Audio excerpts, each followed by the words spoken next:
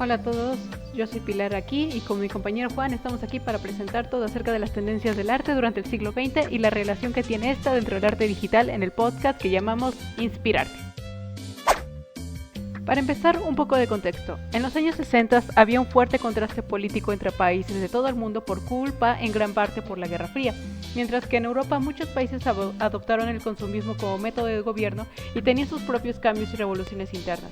Aquí en Latinoamérica también vivíamos por muchas tensiones políticas y sociales, pero también por eventos económicos y culturales. Así es, por un lado, en nuestro país se empezaba a notar una mayor industrialización y urbanización en toda esta década, dando paso a una gran movilidad social. En ese periodo también se dio la fundación de centros como el ISSSTE, el Museo Nacional de Antropología o incluso el Metro de la Ciudad de México.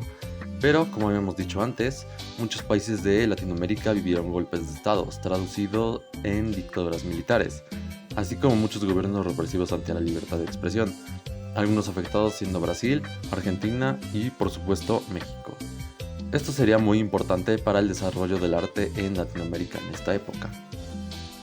Exacto. En el caso de Latinoamérica, básicamente las naciones estaban divididas en dos grandes grupos, los que estaban alineados con los Estados Unidos y los que no. Incluso dentro del arte se reflejaba la enorme influencia que este país tenía sobre nosotros los latinos. Muchas corrientes artísticas que comenzaron en el país del norte eventualmente también fueron adoptadas por diferentes artistas latinoamericanos y tuvieron su propia evolución al combinarse con el ambiente y el contexto cultural de cada país. Pero no nos adelantemos. ¿Podrías continuar y decirnos cómo fueron los 60 en ese sentido, por favor? Claro, esto fue lo que pasó. El muralismo venía siendo desde principios del siglo XX como el movimiento artístico por excelencia del país, con grandes artistas como Rivera, Alfaro Siqueiros o Clemente Orozco que ponían el nombre de México en lo más alto, pero no mucha gente estaba de acuerdo con las ideas que proponía el muralismo. Es aquí donde presentamos a un grupo opositor de este movimiento conocido como la Generación de la Ruptura. Eran artistas, tanto mexicanos como extranjeros, que no concordaban con las ideas y enseñanzas representadas por el muralismo y la Escuela Mexicana de Pintura. Muchos de ellos concordaban que, aunque el arte oficial, como ellos se referían al muralismo, facilitaba la vida y posibilitaba el trabajo, también limitaba la creatividad, el estilo y la expresión propia, por lo que estos artistas rebeldes buscaban valores más apolíticos, cosmopolitas y abstractos.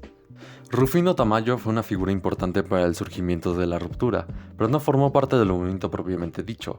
Él no estaba dispuesto a seguir las ideas de la Escuela Mexicana de Pintura, dando como resultado su autoexilio a Nueva York y por ende la maduración estilística y libre de su obra y fama, inspirando a otros a rebelarse contra lo establecido. Al ser un grupo deliberado y para nada organizado, fue difícil conocer con exactitud a los miembros legítimos de la ruptura, y aún así resuenan mucho los nombres de José Luis Cuevas, Pedro Coronel, Lidia Carrillo, Günter Guerzo, Arnold Belkin, Alberto Gironella y entre otros. Cada integrante del grupo buscaba llegar a la autenticidad a través de un estilo propio, aunque eso sí, muchos de ellos se inspiraban en otras corrientes como el surrealismo, las paradojas visuales y otros estilos europeos. Podremos poner de ejemplo a José Luis Cuevas, probablemente el artista más conocido de la Generación de la Ruptura, cuya obra me pareció bastante interesante, atractiva, oscura y completamente opuesta a los mensajes del muralismo.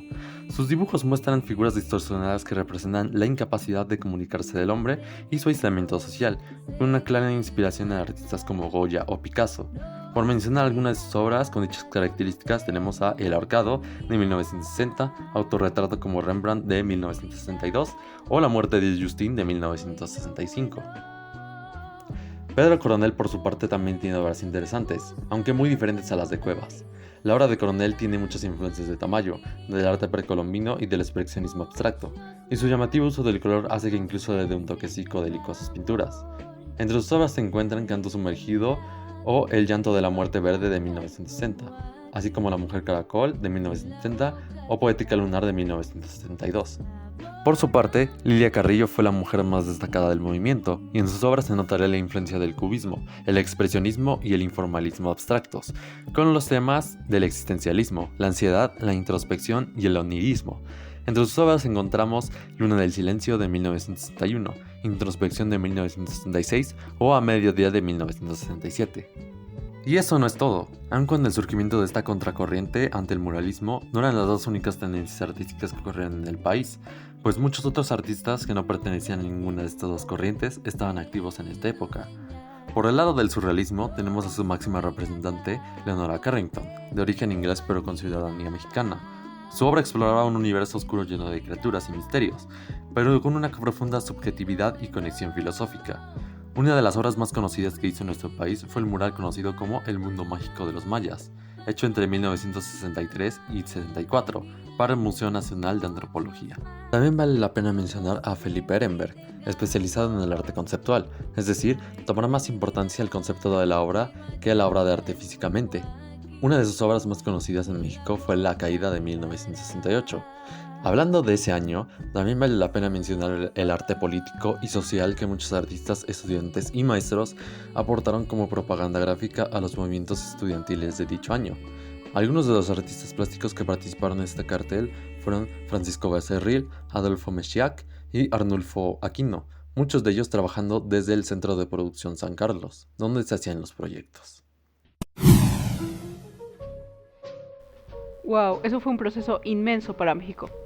Como lo común de la época, las nuevas tendencias era una corriente que nació de Yugoslavia y eventualmente llegaron al continente. Hubo grandes artistas de distintos países de toda Latinoamérica. Tenemos como por ejemplo en Argentina el caso de Alicia Bernalba, Antonio Berni, en Colombia hubo artistas como Fernando Botero o Beatriz González, y en Brasil tenemos al artista Romanina Visconti. Todos y cada uno de ellos fueron importantes pintores, escultores, escritores, crearon el videoarte, hicieron performance o desarrollaron el pop art de una forma que se volvieron un icono para la identidad de cada nación. Y dime, ¿nos puedes contar un poco sobre lo que ocurría fuera de México, o sea, en Latinoamérica? Bueno, en cuanto a lo que sucedía en Latinoamérica, como ya dije antes, diferentes corrientes que empezaron en los Estados Unidos fueron adoptados en diferentes países, como el caso del pop art. En los años 50 en Latinoamérica comienzan a replantearse una serie de tendencias procedentes del exterior con los elementos plásticos tradicionales y con un discurso emancipador en términos de la recuperación de la identidad afectadas por más de un siglo de presencia extranjera. De hecho, el arte pop en Latinoamérica se caracteriza entonces por la adopción de una postura de contracultura y antiimperialista, lo que resulta en la subversión de características y valores del imaginario pop estadounidense. En algunas partes de Latinoamérica también se le dio una oportunidad de usar la tecnología como forma de arte. Tenemos de ejemplo la artista argentina Martia Minujen y su obra Simultaneidad en Simultaneidad de 1966. En ella básicamente construyó un complejo circuito de relaciones multimedias a través de varios performances y happenings y registros fotográficos, sonoros y videográficos. Otro caso más sencillo es el de David Lamelas, también el argentino de la obra Situación del Tiempo en 1967, que consistió en la emisión de luz de vibrátil de múltiples televisores, permitiendo la comprensión de la TV como experiencia perceptiva y sensorial, más allá de su uso para compartir información. Aunque no sean obras de la talla de artistas de otros países como Estados Unidos o Yugoslavia, estos fueron los ejemplos más tempranos de videoarte en Latinoamérica. A mí personalmente continúo teniendo especial preferencia en el arte muralista de la época, pero hay que reconocer que algunos pintores especiales de aquel entonces, que si bien no adoptaron precisamente las nuevas tendencias, su legado fue muy importante. Tenemos por ejemplo como el caso especial de la obra de la pintora colombiana María de la Paz Jaramillo, ampliamente reconocida por sus pinturas del estilo pop expresionista y cuyo trabajo servía como forma de expresión de la mujer durante una época de censura religiosa en Colombia.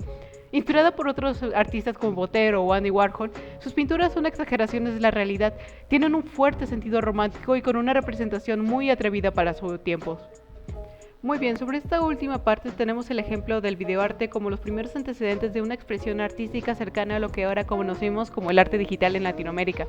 Si bien esto ya no parece un movimiento muy impresionante, en su momento fue algo transgresor e incluso censurado en varios países. Cosas como dictaduras de extrema derecha, absolutismos religiosos, represiones institucionales traducidas en censuras ideológicas, crímenes de Estado y una permanente manipulación desde esferas imperialistas tanto norteamericanas como europeas, creaban un ambiente hostil para muchos intelectuales latinoamericanos que quisieron expresar estas injusticias mediante las nuevas herramientas que la tecnología de aquel entonces podía ofrecerles. El videoarte no fue el único medio, pero fue el más popular para representar lo que era en ese momento la censura religiosa e incluso el control de los medios a través de la televisión.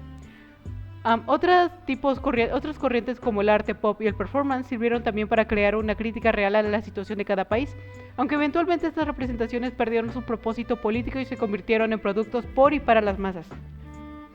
Lo que conocemos como videos mainstream, bailes con música contemporánea y edición en pantalla verde, tan populares en Latinoamérica durante las siguientes décadas, se debe en parte a esta a estas corrientes.